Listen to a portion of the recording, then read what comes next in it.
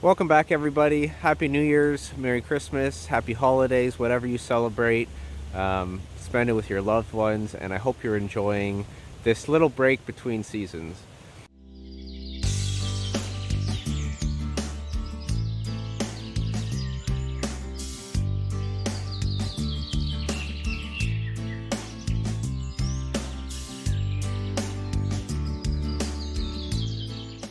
I think if 2020 showed us anything, it's that having a garden, planting some fruit trees, having a little bit of resilience in your life is probably a pretty good thing.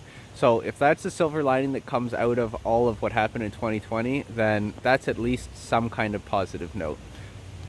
So for today's video, I had a couple comments from some viewers asking, what about the stream that borders my property? Can you show that? And someone else who said, now that it's winter and we can see a little further through stuff, can you do a site-wide tour? So I think I'll knock both of those out with one video today. So we're going to do a fairly long video. We're just walking around the property. We're going to check for animal pressure, observing your land always, remember?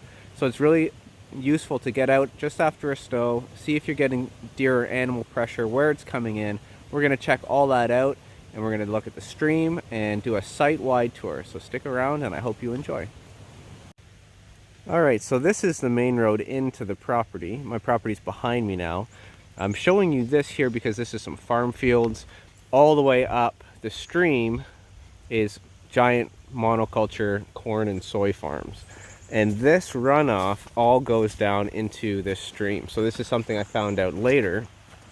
But this is the stream that borders my property. This is my neighbor, and I'm on this side of the road. And if we turn, this is my property here. So what's down in here? Let's take a look while we're here. All right, so this is the inlet of the stream. This is the start of my property. This is the lower area where I have my peach tree and my annual gardens that I'm transitioning now into perennial systems. And this is where the Old Man Trail is, down in that little gully. You can see there's probably about a 20-foot drop from the top elevation down. I've got wild apple trees in here. I grafted some of these as well. Never really shown any of those. And pretty much when I'm looking at this area, I'm thinking about water capture, where it's coming from, what's feeding it, and how can I capture and store it on my property. So pretty much all this water will flow down into a little gully here and run down. And what I've done is I've actually cut a trench that diverts it down into my property, into these gardens and the apple trees before it runs down into here. So whenever you're thinking about doing water, a little cut into a hill to divert that water into something useful before it eventually will drain down through the subsoils is a really good idea. I don't want just water coming straight down, going right into that river. I want to capture and use it. So this road here, I'm about 5 minutes north of town, and people will actually park their cars here and go on bike rides down my street. And this is the road that people will constantly, while I'm out here in the summer, stop and I guess meet my dogs, just like they're barking right now. They think I'm a stranger. Meet my dogs, and I wanted this front strip to be fruit that they can maybe forage and pick on their little walks. So I've added some berry layers. There's gooseberry, currants, strawberry. What else do we have in there? We have lilac for support species, a bunch of support species in there. And then we've got Russian olive. We've got grapes growing up them, some birdhouses in there. That one fell over a bit in the windstorm. I'll have to fix that. We've got sea buckthorn growing in here. More lilac with grapes surrounding it and sea buckthorn. And then here we've got a wall of cherries. So we've got a whole bunch of stuff in here actually. Cherries, black locust, raspberries, haskap, elderberry, a bunch of stuff for them to maybe forage on. And anyone that walks by, I always tell them, if you ever see any fruit here, try it out. I planted this for you guys. So this is the front of my property. All right, so this is the edge border of my property, and the other edge is the actual creek down that hill into that old man walking trail area. And this is the widest part of the property, and both of these lines will join the creek, kind of meanders, and they meet way in the back. So I got 5 acres here, and they meet in the back, and it's like a pizza shape. So these front area gardens here, these were all here when I bought the house. They were a bit messy, so I've kind of, you can see I've trimmed up some of the, more ornamental plants to make room for, I've kind of hidden some herbs and stuff in there. I want the edges of my property, every single edge, so even this, it's an ornamental garden, it's pretty fleshed out already, but I want there to be aromatic attractors to attract insects into my property. So at every single edge of my property, I've planted tons and tons of herbs and flowers, wildflowers, packets, tons, just everywhere, to try to get as many beneficial insects coming to my property as possible. The other thing that was here originally was the maple trees, and since then I've joined them in this drip edge guild and fleshed that out. And you kind of can't see it right now because of all the snow, but I wanted to prune these up a bit so I can get under them, and then I wanted to be able to walk underneath these. And next to me on this side here, it's going to be a wall of trees in the future, a wall of trees here in the future, same kind of host of characters, peaches, pears. Sage is actually really wonderful in the wintertime because it stays nice and green. I've been really enjoying those. And I'm kind of walking underneath the maple trees here, and I wanted to be able to forage on both sides of my property. I want to get some kind of visual barrier from the road with the stuff on that side, and then kind of line it with oaks and chestnuts and stuff as well that will grow up in the future and become the overstory of this whole entire section. So from here, this is the main food forest that I show often in my videos. And down here, we go down into the backside of the lower area. We can walk through the cedars here. And I'm not sure what the best way to do this, but maybe we kind of just spend some time talking about this upper area here. Okay, so now in permaculture, we talk about zones. This isn't the same thing as your agricultural zone. That's based on basically like your coldest winter day temperature. Permaculture zones are about how often you're in somewhere. So zone 0 would be like right inside your house. You're there every day constantly. Zone 1 is just a little outside of that, maybe the area just outside your house. Zone 2, you're there maybe, I don't know what the official rules are, maybe once a week or maybe once every couple days. Zone 3, you go down there once a week, once every 2 weeks. Zone 4, you're down there a couple times a season. And zone 5 is the pure wild area that you're never there at all. So this area here is kind of like my zone 1. So in the summertime, I'm out here multiple times every single day. I go for walks out here, I forage out here. This is where I plant lots of herbs that I use in cooking very often. This is where all my favorite fruit trees that I want to kind of maybe baby a little more, like say the peaches. That stuff's all in my zone 0 or zone 1, really close to the house. I'm out here all the time. I'm meticulously kind of, as I walk, I'll prune and pull some plants that I don't want, chop them at the ground level, drop them down. But this is where I spend the majority of my time. And this is probably why, if you notice, my videos are here the majority of the time. And this is also where I'm going to do the majority of my hard labor earthworks, like digging swales. Now, conveniently, this is right on the hill. And this is a perfect place for a swale because as the water wants to run off, I want to capture and hold it. So this is where I've dug in my giant swale that goes all the way down from end to end. And the trees that I've planted on my swale, I really don't baby at all. And they've done fantastic. So you can kind of see the swale dip here. I've done compost up here before, and the idea with that compost, again, I've talked in many videos about this, but for the new people, when it rains, the rain that leaches out of the compost, called leachate, it will leave and carry nutrients off my site. So I want to stop it in this little gully, let it pool there, and it'll spread out along contour, it'll soak and hold, and then it'll sink down under my land. So when you're designing your own systems, really think of ways that you can stop, hold, capture any nutrient runoff that wants to leave your land.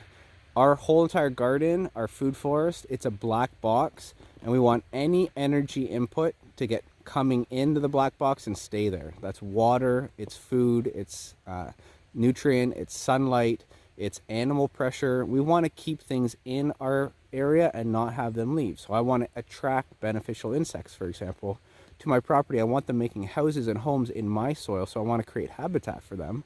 And then they're going to solve my pest problems for me. They're going to bring in nutrient for me. They're going to create a diverse soil food web for me.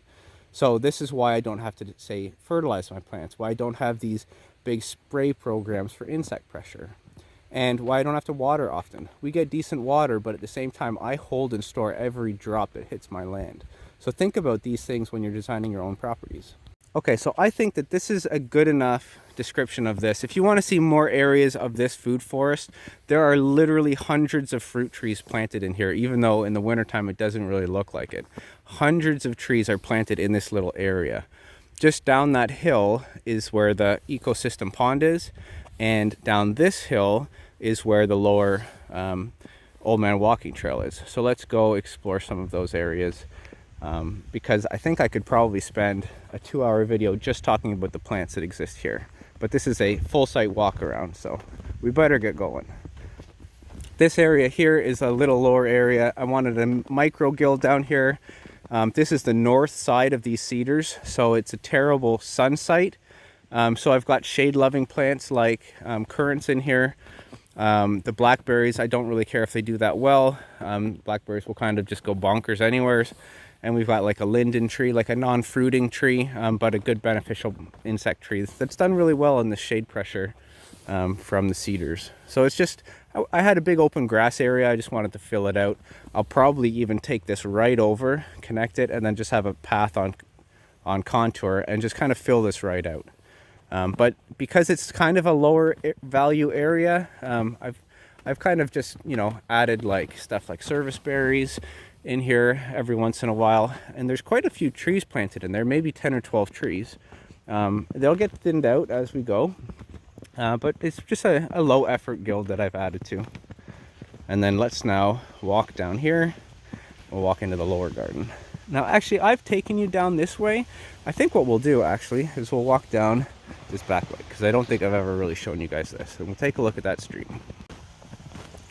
Okay, so these are just holes I've cut in the cedar. This used to be fully filled in, you couldn't get in here, and we hit a wall of Jerusalem artichokes. So this is, I get deer coming in from the creek, and I want to give them something that they like before they come up into my land behind me and eat my actual fruit. I want to give them apples here, and I graft late season holding apples. There's none right now because it was a really terrible year for apples actually. We had a late frost and snow even, that killed all the flowers. So even this year the deer don't have many apples to eat. But usually these are loaded with apples even now. So we've got Jerusalem artichokes for them to eat. They like the flowers. They like just gnawing on these stems. And maybe that keeps them eating my other plants. They'll prefer this over the peach tree, for example. And here we've got the lower area. I'm going to transition this into probably something like cherries and hazelnuts and lots of nuts for the animals mostly, and maybe they can start planting nuts all through my land. And this is the entrance of the stream. So here's where the stream comes in. Now in this area, because this gets waterlogged a lot, and because waterlogged soils tend to be acidic, I've planted blueberries all down in here. They've done okay, but there's so much pressure, and I'm not down here very often. There's so much pressure from, you know, tall growing things like jewelweed. It's a very useful plant as well, that I think they've kind of been a little bit stunted, but you can see some of them are kind of doing all right. I mean, I don't know how much you can see this on the video, but this is always very waterlogged here, and you can see kind of right here is where I've cut the path to divert the water, but it'll overflow here if it ever gets logged up, and it'll come down and feed into this. So this water, I show you that farm area because I was super excited when I bought this property to be able to have this free source of constant running water to use in my gardens. The problem is that everyone sprays fertilizers and chemicals, and I think this water is loaded with them. So I try not to use this. Actually, I really haven't even used it at all, probably in about 3-4 years. So unfortunately, other people spray stuff that ends up into our waterways and makes it not useful for plants. I don't want to spray a bunch of herbicide into my gardens. Even though it would be quite diluted, it would probably be okay. I've gone other routes. So this is the start of my stream. Okay, so I'm gonna walk down the edge of Old Man Walking Trail. This stream, I'll pop over and kind of look into it. It borders the whole area. So this whole area here is where I did most of my tomatoes and all that. This is very, very wild actually, because the cedar wall, because the hill, this lower area, the stream, this is a sheltered area for animals to come in. So I get a ton of deer pressure. I'll probably see a bunch of deer footprints as we walk through this. Not a great place for a garden, but to be honest, if you see my videos on how I fence out the rabbits, you'll see that I plant like walls of clover and other things that they like to eat. And that kind of helps feed them and keep them from taking my whole garden out. And to be honest, it's been extremely successful. Like I have some deer pressure on my, say, lettuce and stuff like that. But for the most part, I've gotten more food than I can possibly eat in the last 5 years. So I kind of like that the deer and rabbits will eat some of this stuff, because I find rabbit droppings everywhere in my food forest, everywhere. And all that fertility is going back into the soil. So I'm okay with losing some stuff. I get more food than I can eat, and I just overplant. Okay, so this is just at the side here. I've planted some walnut trees and pawpaws. This is like a juglands guild that I kind of created next to the creek. And the idea was that pawpaws, black-cap raspberries, they do really well with jugland species. So that's why I've planted pawpaws here.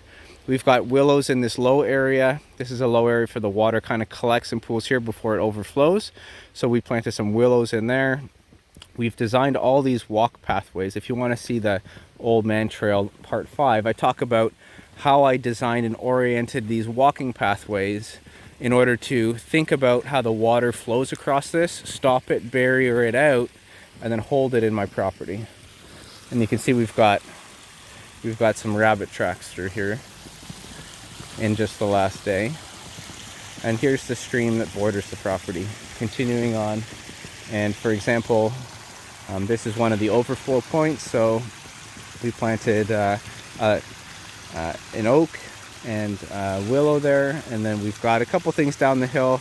I can't even remember what I planted in there, to be honest, because typically what I'll do is I'll get a sale on trees, and then I'll just plant them and stick them everywhere. So I plant probably thousands of trees a year and just like plug them in everywhere and try to turn this into a real wild forest. Okay, so we're continuing the wild Old Man Trail. This is the entrance into the rest of the cedar forest, and we've got the house up here, the side of the hill. This is where the pond is. So now we're really getting into the back of our property.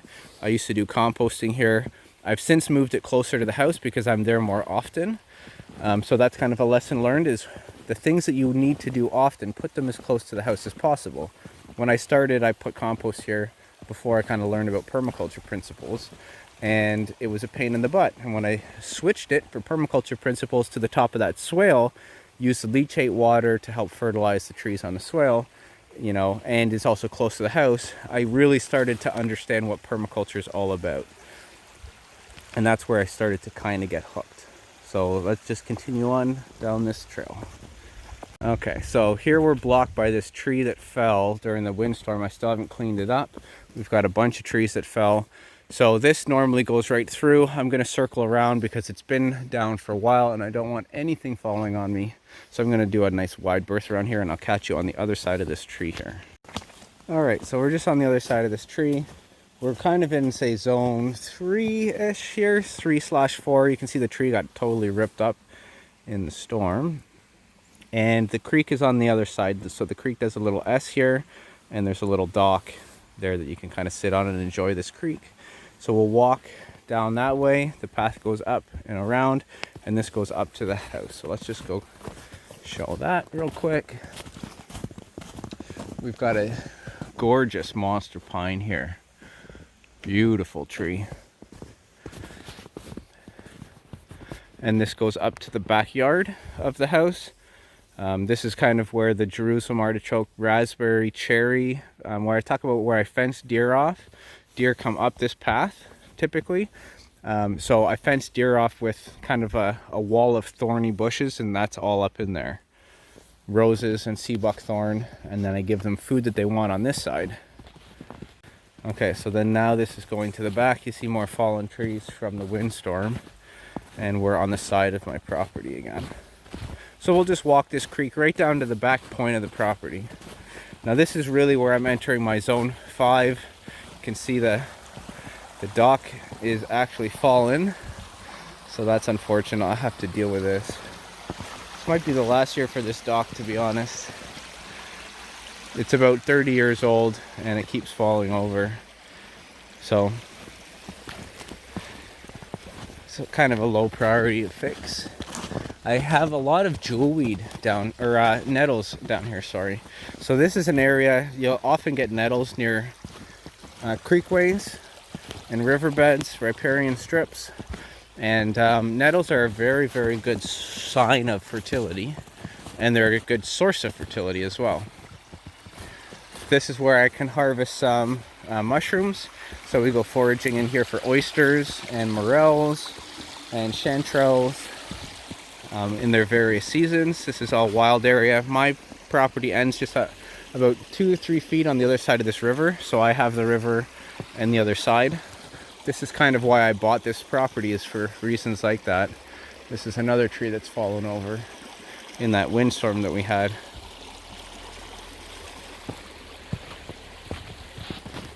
So it's good to go back here. One interesting thing is I'm not seeing any deer footprint at all. This is another tree that's fallen over. That windstorm was brutal.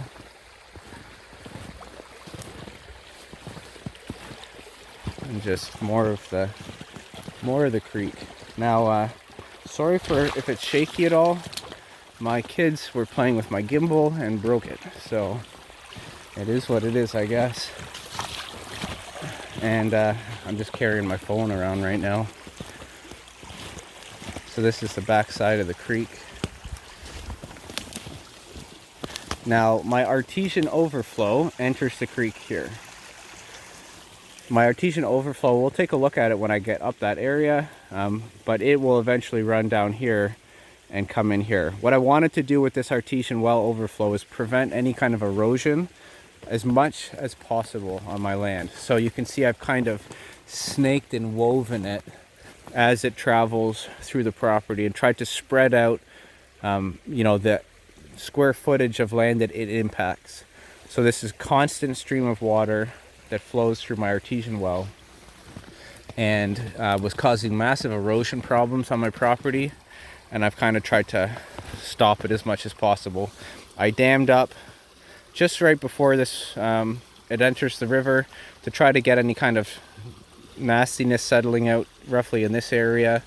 If it's been carried through, not really, because it's clean water, but I just wanted to be conscious of the impact of having my water move into the now stream where it carries off into other people's land eventually. I'm just gonna hop over this tree and catch you on the other side of it. All right, so we're truly in the zone 5 area of my land, and again, that's permaculture zone 5, and this is the area where I don't go in at all. I had grandiose plans of having this all planted out into a giant food forest down here.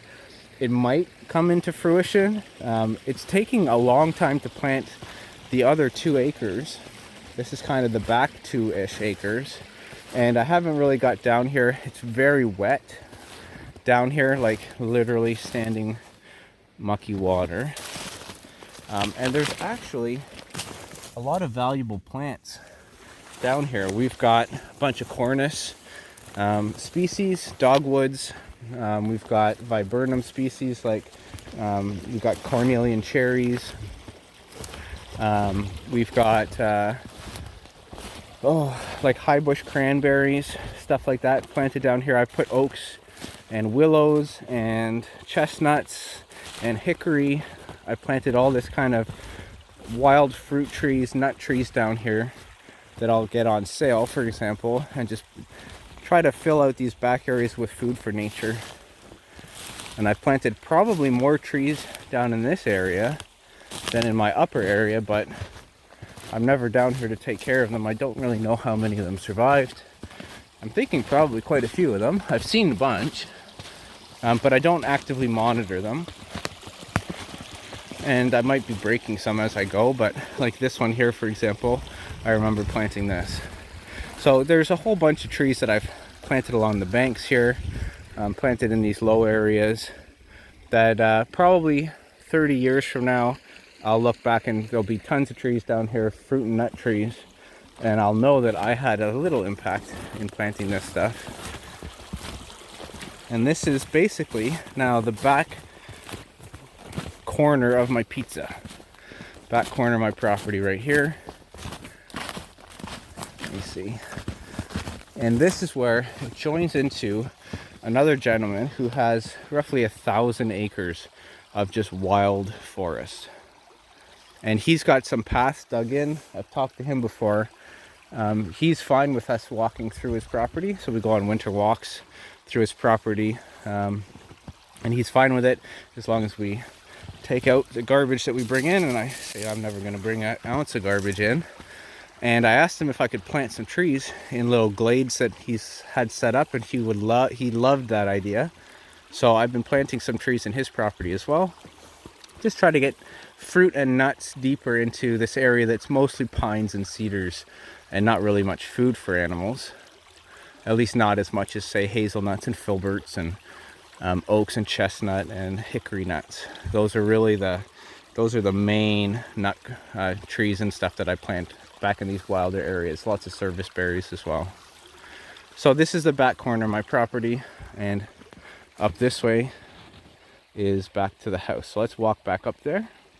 Okay, so here we are back in this lower area, and if my land is a pizza and the river is the one side of the slice, I'm now walking up the other side of the slice. So we're going to walk up the other border in the wild area. This is the border that I share with my other neighbor, and I'm kind of walking in a swamp, so this sucks a little bit.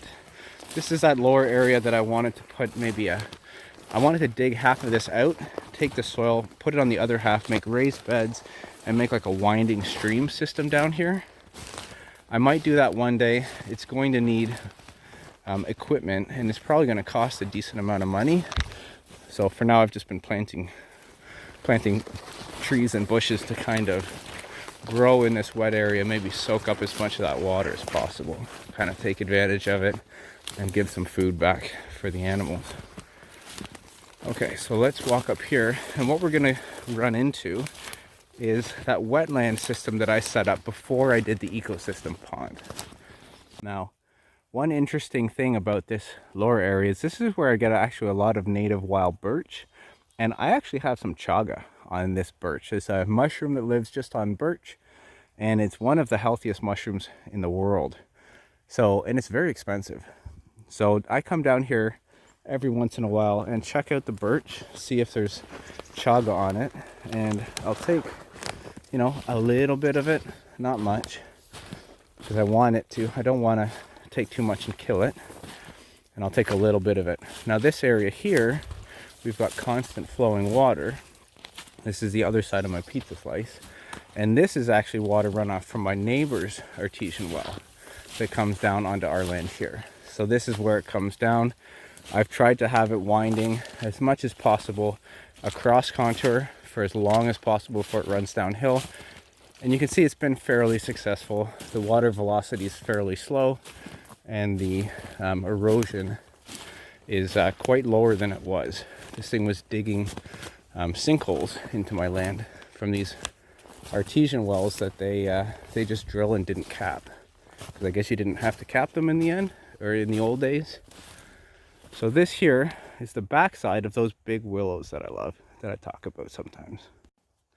Now the other thing about down here is that this is actually where I get quite a bit of poison ivy. So I don't mind it so much in the wintertime. There's no leaves. I'm not going to get any poison ivy here, but this is where I had started planting out tons of plants. I was going to do a strip here, with a path leading down there to the willows. That was going to be the entry point, and it was kind of on a hill, so I wanted it to, you walk down this side, you go over this hill, and then it opens up into this, like, you get this big vista of this lower area food forest down there. And I think that's still in the plans, but like I said, this is a lifetime project that I just add into every single year of my life. And the problem also is that, and why I've kind of moved away from it, is the whole sphere of control and sphere of influence thing that I talk about sometimes.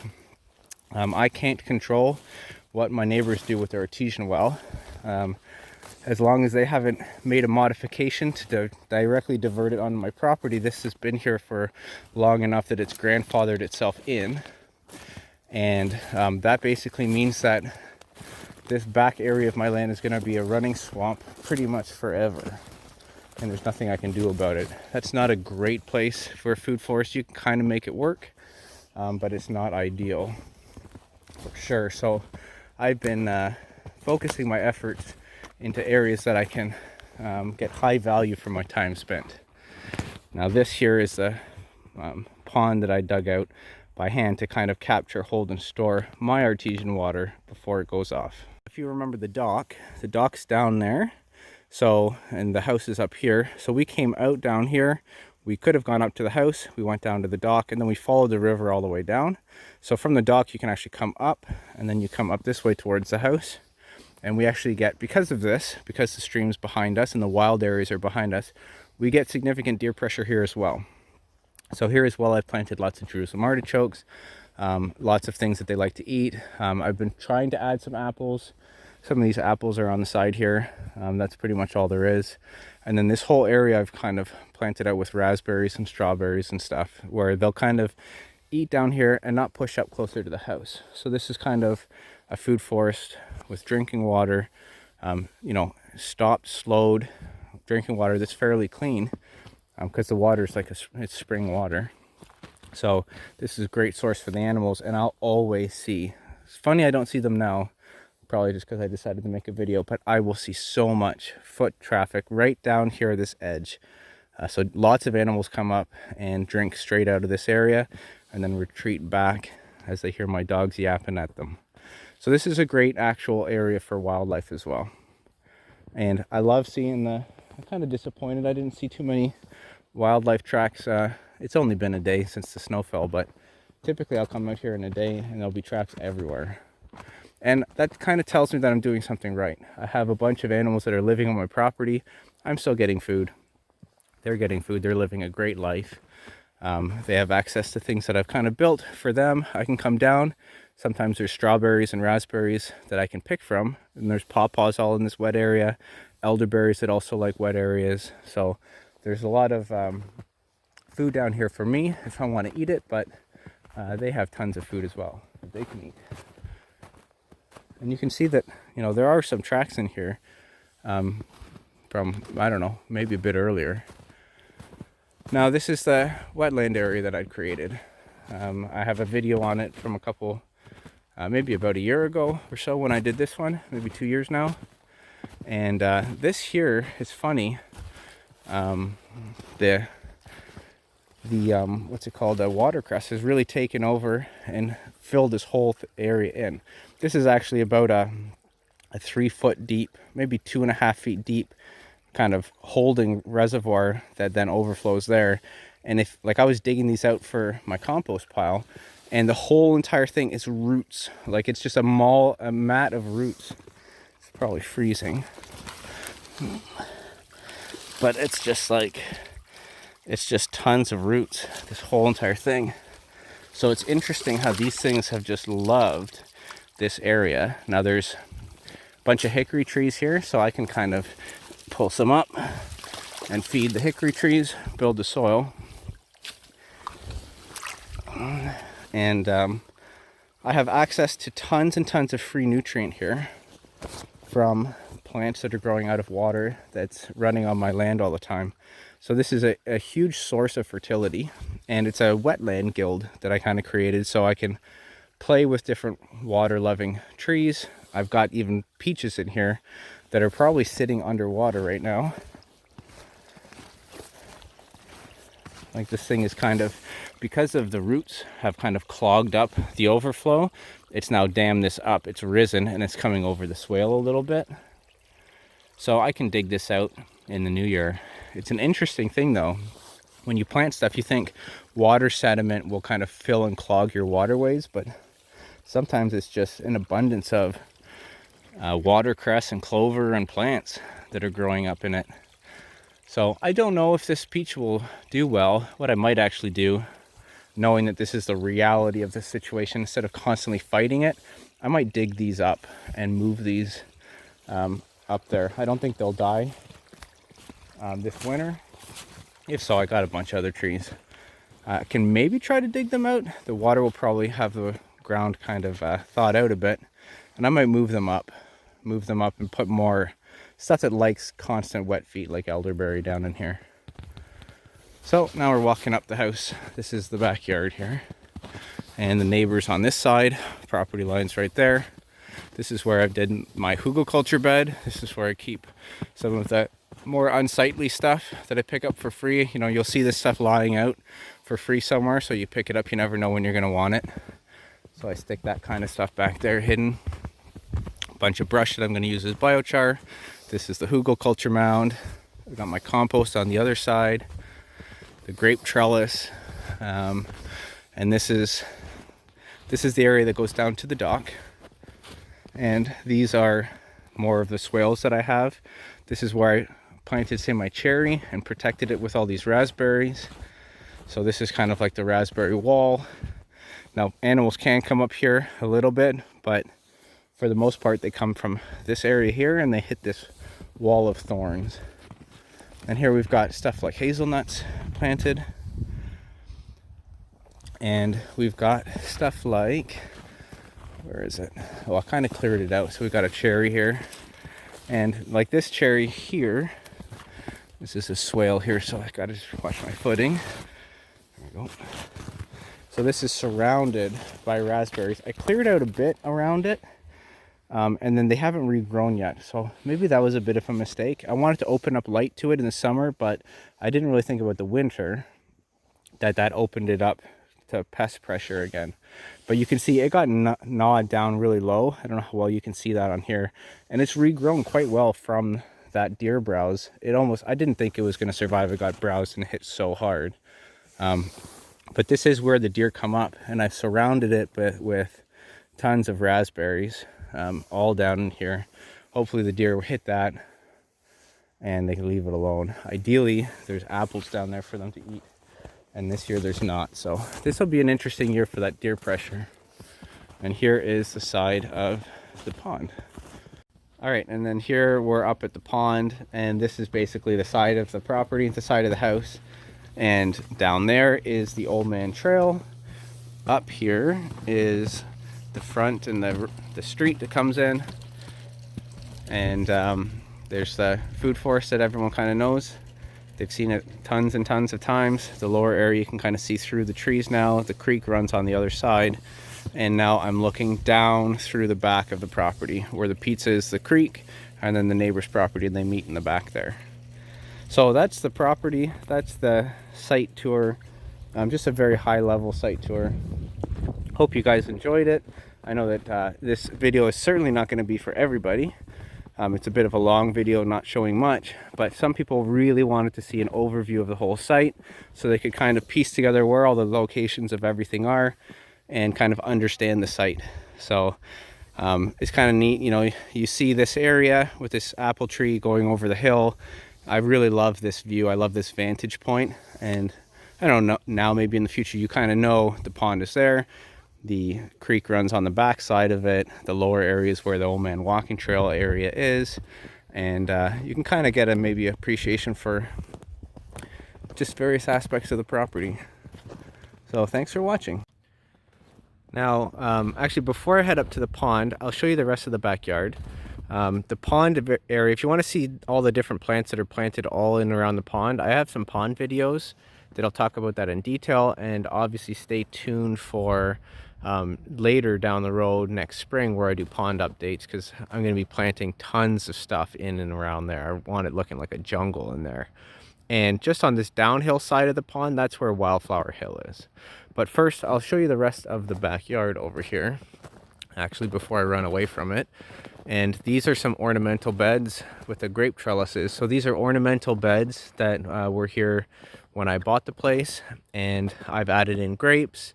I've added in little fence as a trellis for part of the grapes. Tons of Egyptian walking onions in there. This is an apricot tree that didn't live. We've got some cherry bushes in there, like bush cherries, Nanking cherries. They're in there. Over here, we've got more grapes growing up the trellises. We've got raspberries in there, the ornamental hostas and lilacs that were there. We've got some birch growing in there with autumn olive, raspberries, tons of raspberries. You can see I didn't even get all the fruit from the raspberries, so that'll all seed and get more raspberries. And I can always take them and spread them somewhere. So I'll take some of these and spread them around. That's how most of the stuff gets planted, is just I grab stuff and I throw it. And then over here is what started out as my son's garden. And we've got raspberries in here. He had 2 pear trees, one died. We've got some collards and different herbs along the outside. So we've got some mint, and we had oregano in there. Okay, so this here is my son's garden that he started, him and I did. My sheet mulching guide, I kind of hang out here and talk about the sheet mulching process. This is the garden where that was done. I do a advanced tutorial on how to plant tomatoes, how I lay them down on their sides. That was done here as well. We've put lots of raspberries in here, and you can see they've really spread. There's a ton of them there. I think this was maybe only 6 raspberries when we planted it 2 years ago. So there's a little bit more than 6 there now. We've got asparagus planted in there. There's 2 pear trees, one died. This one here looks like some rabbits got to it or something. So something got to it and ripped off. Actually, I had another protective thing on that. And when you're looking at damage on trees, what matters is if you have a girdle right around the tree. So on this one here, we've got actually cambium bark all the way down. So this one might live. I can tape it, and nutrients will still flow up through the outside layer, even if it's mostly damaged here all around this side. So we've got a little bit of winter damage this year on that tree, but I think it could be salvageable. And then we've got some herbs all in here, some mint, and there's some collards. We've got lots of red Russian kale that's still visible in the garden. And the well pump is here. I'll just show you the artesian well quick. So the well pump is over here. Oh, I've got a recycling bin. Must have blown in there from the windstorm. So we've got the well there, and it will overflow through a pipe down this back side, underground. Sorry for the shaking. So underground, it comes back here along this trench. We've planted some cedars to kind of block out the view from the neighbor, because our dogs bark at them when they're in their backyard. So try to give them a little peace and quiet. And that underground water from the artesian well comes out here. So it comes out there, spills over that rock, fills in this ornamental pond that the old builder or the old owners had built, and this goes down into that wetland where we just were. So this is my artesian flow into my land. My neighbor's is back on the other side of his property, flows down the back of his land, and then flows into mine. This area back here is where I did the recent hugelkultur bed video. So this is kind of on the border of my neighbor's property and mine. And this is where I'm going to be doing my compost next season. So this is a mega super powered compost pile, supercharged compost with biochar and tons of stuff in there, manures and green leaves and shredded leaves, green plant clippings, and a whole bunch of really good stuff in there. So that'll be a nice spot for a centralized compost pile. This is my biochar drum, and just an old compost bin that's not being used now. That'll probably cycle that into my next one, and I'll run that here next spring when the fresh food is coming out here. I want to keep it away from rodents. Locked it in a bin, turn it, and all that kind of stuff, but keep it out of the critters for a bit. So this is the backyard of my house. So you can kind of get situated. We've got the backyard, we've got the wetland down there, we've got these trellises, the Jerusalem artichoke and cherry swale here, the pond in the side here, Old Man Hill, Wildflower Hill down in the back there, and then the front food forest strip up around the corner. And that's basically the property. Let's go look at the pond. Okay, one more thing. I guess I've got this front lawn. I redid it to a very heavy clover lawn this year because we had the rocks all staged on the front lawn for the pond, and the lawn got destroyed. So we had to reseed it, and I thought I'd reseed it into almost pure clover.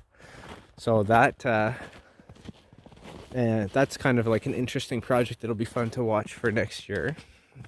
And just at the side here, try not to show my license plate. Just at the side here, we've got a herb garden. So these were little box gardens that the previous owner had. We transitioned one to basically asparagus, Egyptian walking onion, King Strophoria mushroom, garlic, onion, and strawberry. So there's quite a bit of polyculture planted in that. This one here, we did tomatoes, I think 2 years ago. We did potatoes this year. We've got red Russian kale and collards in there. We've got some cuttings, various plants that I've just jammed in there to see if they root. I think there's peach in there, pawpaw. Pretty much when I take trimmings for pruning my trees, like this was a year ago, I'll plant them pretty much anywhere and just, might as well, instead of just dropping them down, jam the cuttings in and see if you get a free tree out of it. So some of those have taken. I've replanted some elderberries and currants from this one. In other places, I've got some maple trees that I grew in here as well, and raspberries I've grown in here. So this is kind of just a bed that I use to dump cuttings in and see what happens. And that's pretty much it. So those are my herb beds. And I got tons of flowers like daffodils planted all into the understory of these cedars. Try to kind of flesh them out a little bit instead of just pure cedars. But this is really good home and habitat, early season habitat for birds. So in the spring, cedars are very valuable for giving cover before most trees have leaves. The cedars are nice cover for birds to come and start nesting. So don't cut down all your cedars. They're actually very valuable to leave some up. So that is pretty much my property. Thanks for watching, and I'll see you on the next one. I know I just said that, but this time I'll actually mean it. See you guys.